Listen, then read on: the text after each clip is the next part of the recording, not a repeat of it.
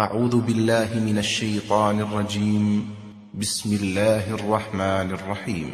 تبارك الذي بيده الملك وهو على كل شيء قدير، الذي خلق الموت والحياة ليبلوكم أيكم أحسن عملا وهو العزيز الغفور، الذي خلق 7 سماوات طباقا ما ترى في خلق الرحمن من تفاوت فارجع البصر هل ترى من فطور ثم ارجع البصر كرتين ينقلب إليك البصر خاسئا وهو حسير، ولقد زينا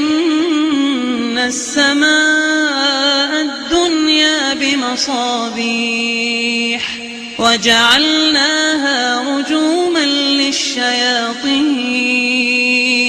وأعتدنا لهم عذاب السعير، وللذين كفروا بربهم عذاب جهنم وبئس المصير، إذا ألقوا فيها سمعوا لها شهيقا وهي تفور تكاد تميز من الغيظ كلما ألقي فيها فوج سألهم خزنتها ألم يأتكم نذير، قالوا بلى قد جاءنا نذير فكذبنا وقلنا ما نزل الله من شيء إن أنتم إلا في ضلال كبير، وقالوا لو كنا نسمع أو نعقل ما كنا في أصحاب السعير، فاعترفوا بذنبهم فسحقا لأصحاب السعير، إن الذين يخشون ربهم بالغيب لهم مغفرة وأجر كبير، وأسروا قولكم أو اجهروا به إنه عليم بذات الصدور، ألا يعلم من خلق وهو اللطيف الخبير، هو الذي جعل لكم الأرض ذلولا فامشوا في مناكبها وكلوا من رزقه وإليه النشور، أأمنتم من في السماء أن يخسف بكم الأرض فإذا هي تمور، أم أمنتم من في السماء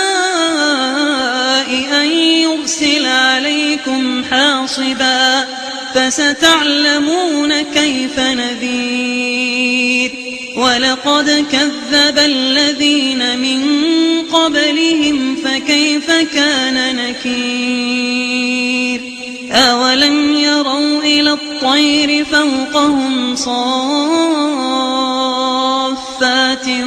ويقبض ما يمسكهن إلا الرحمن إنه بكل شيء بصير، أمن هذا الذي هو جند لكم ينصركم من دون الرحمن إن الكافرون بالله في غرور أمن هذا الذي يرزقكم إن أمسك رزقه بل لجوا في عتو ونفور أفمن يمشي مكبا على وجهه أهدى أمن يمشي سويا على صراط مستقيم قل هو الذي أنشأكم وجعل لكم السمع والأبصار والأفئدة قليلا ما تشكرون قل هو الذي ذرأكم في الأرض وإليه تحشرون ويقولون متى هذا الوعد إن كنتم صادقين قل إنما العلم عند الله قل إنما العلم عند الله وإنما أنا نذير مبين فلما رأوه زلفة سيئت وجوه الذين كفروا وقيل هذا الذي كنتم به تدعون قل أرأيتم إن أهلكني الله ومن معي أو رحمنا فمن يجير الكافرين من عذاب أليم قل هو الرحمن آمنا به وعليه توكلنا فستعلمون من هو في ضلال مبين قل أرأيتم إن أصبح ماؤكم غورا فمن